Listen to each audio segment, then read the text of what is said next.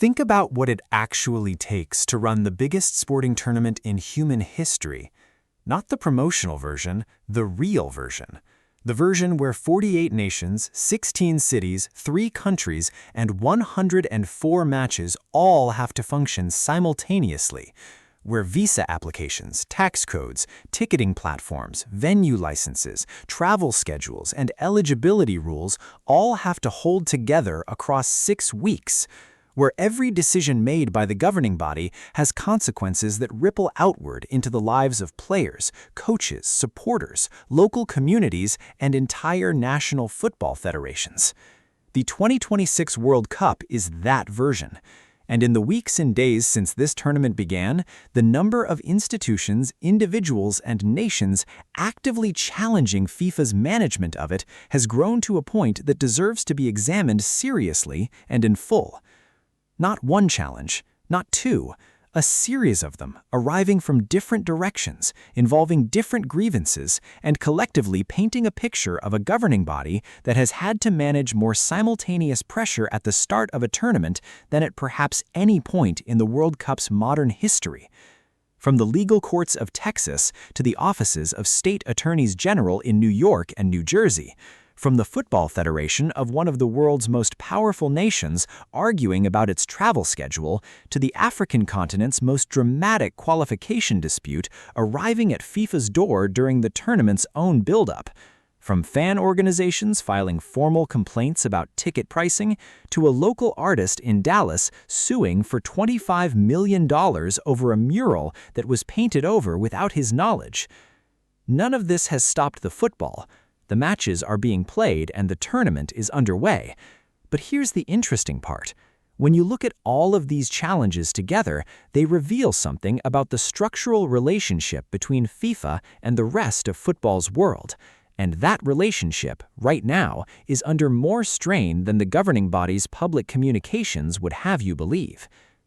Let's start with one that broke today, because it captures something about how this tournament has operated in its host cities. In downtown Dallas, a city hosting 9 World Cup matches, more than any other, including a semifinal, there stood for 27 years a mural of life-sized whales. Not a small piece of street art, a sprawling work covering 17,000 square feet across 2 sides of a building, painted by an environmental artist whose work in public spaces had made that mural a genuine landmark for the city's residents. It had become part of how Dallas looked at itself, part of its visual identity.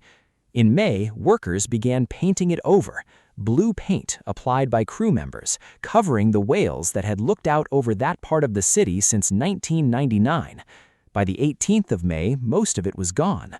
The local organizing committee said new artwork was planned that would capture the current historical moment and reflect the energy and global spirit of the tournament. The artist was not notified. He was not asked for consent. He discovered what had happened and immediately issued a formal legal notice to halt the work. It was too late.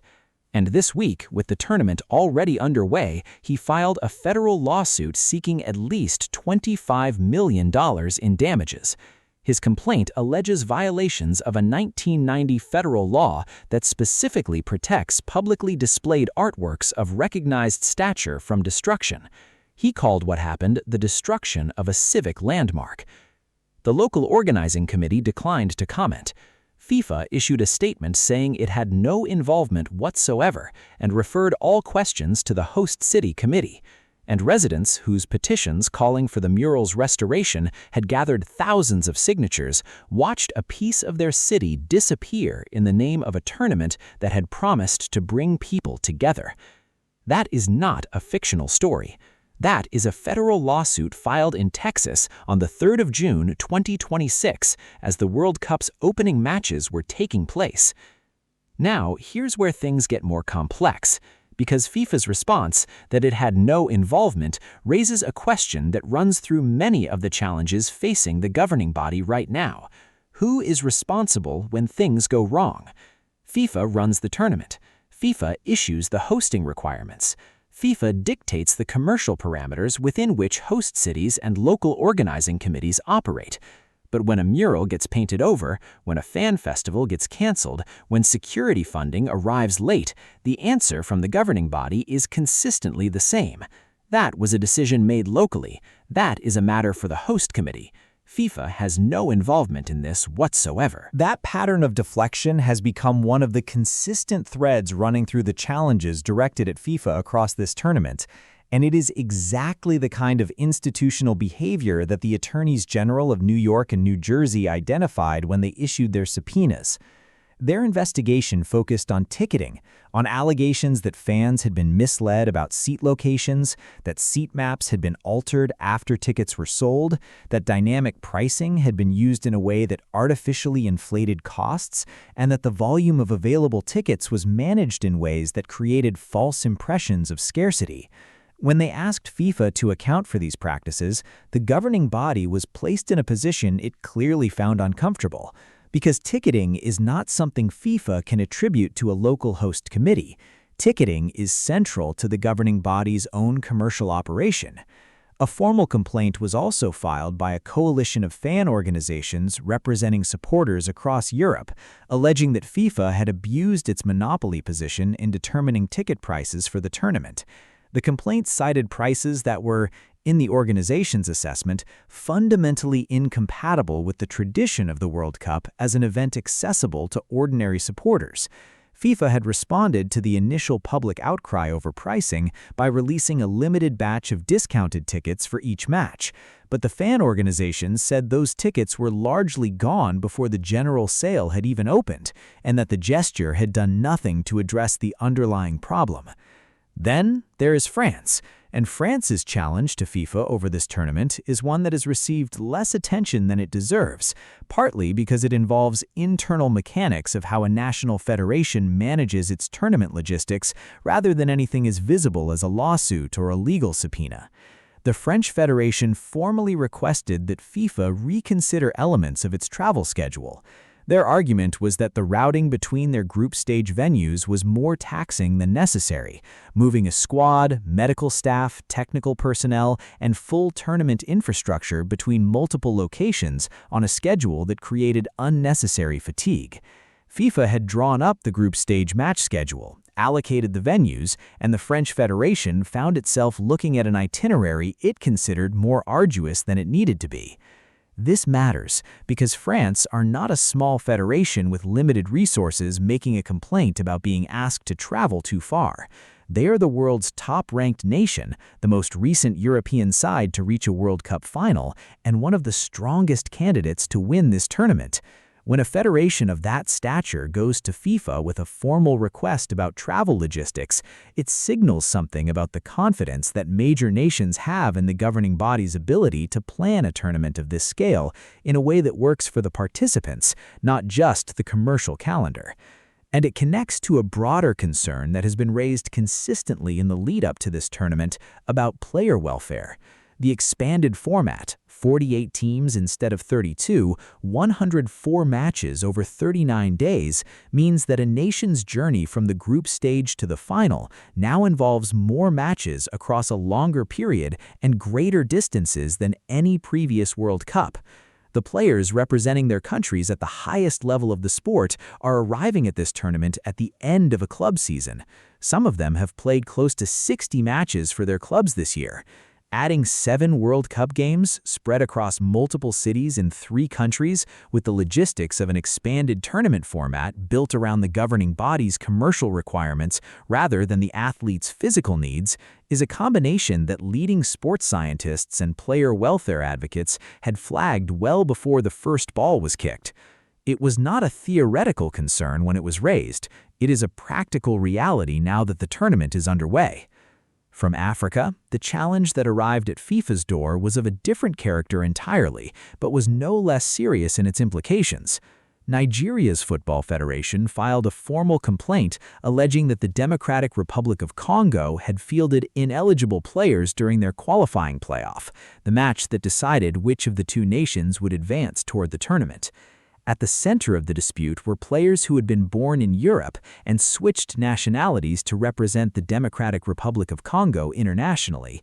The eligibility rules around nationality switches in football are specific and in some cases complex. Nigeria's complaint was that certain players had not satisfied those requirements. Cameroon had filed a similar complaint independently. FIFA sanctioned both the Nigerian and Congolese federations during the investigation process, a response that itself prompted anger, since Nigeria's position was that they were the aggrieved party and found themselves being sanctioned alongside the federation they were complaining about. The governing body included the Democratic Republic of Congo in the intercontinental playoffs. They qualified. The eligibility complaint was processed without overturning the result. Nigeria are not at this World Cup. The Democratic Republic of Congo are, making their historic debut. And the Nigerian Federation's sense of grievance has not dissipated simply because the tournament began. What connects all of these challenges? The lawsuit over the Dallas mural, the legal subpoenas from 2 state attorneys general, the fan organization complaint about ticket pricing, France's request about its travel schedule, the Nigerian eligibility dispute, the player welfare concerns over the expanded format, is not that they are all the same kind of challenge. They are not. They come from different directions, involve different legal and institutional frameworks, and have different realistic outcomes. What connects them is that they are all, in their different ways, expressions of the same underlying tension. Football's governing body makes decisions that affect an enormous number of people: cities, fans, players, federations, local communities, artists, ordinary supporters who save for months to attend a tournament. And the framework within which those decisions are made, the framework of FIFA's own commercial interests, its relationship with sponsors and broadcasters and host committees, does not always align with the interests of the people those decisions most directly affect. When the gap between those two things becomes large enough, challenges emerge, sometimes in a courtroom, sometimes in a federation's formal letter to the governing body, sometimes in a petition signed by residents of a city who watched a 27-year-old civic landmark disappear under blue paint without anyone asking their permission. Think about it from the perspective of a supporter who has followed this tournament for decades. The World Cup has always required a degree of trust. Trust that the governing body is managing the competition in a way that serves the game and the people who love it. That trust is not unconditional. It is maintained by consistent behavior over time, and the volume of challenges that have arrived at FIFA's door in the weeks surrounding the opening of this tournament is a signal that for a meaningful number of institutions and individuals, that trust is under pressure. What happens next with any of these challenges individually is genuinely uncertain. Federal lawsuits of the kind filed over the Dallas mural can take months or years to resolve. The attorneys general investigations are at an early stage. The fan organization complaint is moving through whatever process FIFA has available to receive it. France's travel schedule is fixed for the group stage. That ship has sailed. Nigeria's eligibility complaint produced a result that is now tournament history. But none of them simply disappear. They accumulate. They create a record. And they raise questions that will still be relevant when the conversation about the 2030 World Cup and beyond begins in earnest. Because the structure that is generating these challenges, the commercial model, the relationship between FIFA and host cities, the approach to ticketing and fan access, the expanded format and its implications for player welfare will still be in place, unless the challenges directed at the governing body produce something more than individual legal outcomes, unless they produce the kind of coordinated pressure for institutional change that historically has been the only thing that actually moves an organization like FIFA. Would any of this change how you think about the tournament itself? That's worth sitting with, because the football, when it's happening at its best, has a way of asserting itself over all of this. The goals are real. The performances are real. The moments that make a World Cup unforgettable are not diminished by what happens in a federal courthouse or a state attorney general's office. But they are also not the whole story. And the whole story right now is one of a governing body managing more simultaneous challenges than it has faced at the start of any tournament in recent memory. Whether FIFA navigates all of it cleanly, or whether some of these challenges produce outcomes that force genuine change, is the question that will continue developing long after the trophy is lifted in New Jersey on the 19th of July. If you found this worth your time, a like helps more than you'd think. Subscribe if you enjoy thoughtful football coverage, and let me know your view in the comments below. I read every one. This story is still developing, and as always, football never stays quiet for long. See you in the next one.